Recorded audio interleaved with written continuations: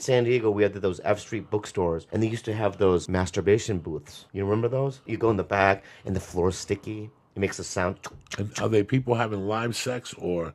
No, you would close the door. You close the door, and then you put dollar bills or quarters in, right? There's a button changing channels, and they were always like a puddle of cum, you know? Do you have to stick your fingers in puddle of cum? Was this before the internet, or why would you go there? Yeah, this is in late 80s. They had VCRs by then, right? Yeah, but I went to the Yeah, but I was a kid. He was a kid. I was so that's the 19. I'm not going to go home to my parents' house. What I had when I was a kid was you go in, and there was a bed in the middle. Where?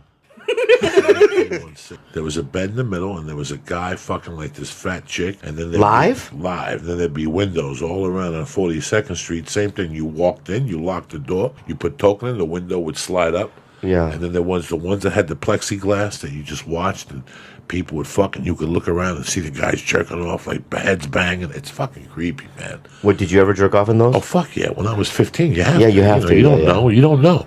That's the first time you see like somebody actually fucking in front, and you could smell a pussy. They let you in at 15? They didn't give a fuck. They weren't proofing. That's probably in the 70s, right? That's the 70s, man. They didn't proof you. Jesus Christ. And you'd walk in, and there'd be a fucking janitor, and he'd go into every room, and the door would open, and somebody would walk out. Before he'd go in there, he'd go in and drop the mop, and fucking mop and put it back in with all sperm and shit. And you had to be careful what you touched. I think I did it twice, guys. You know, just being young and stupid.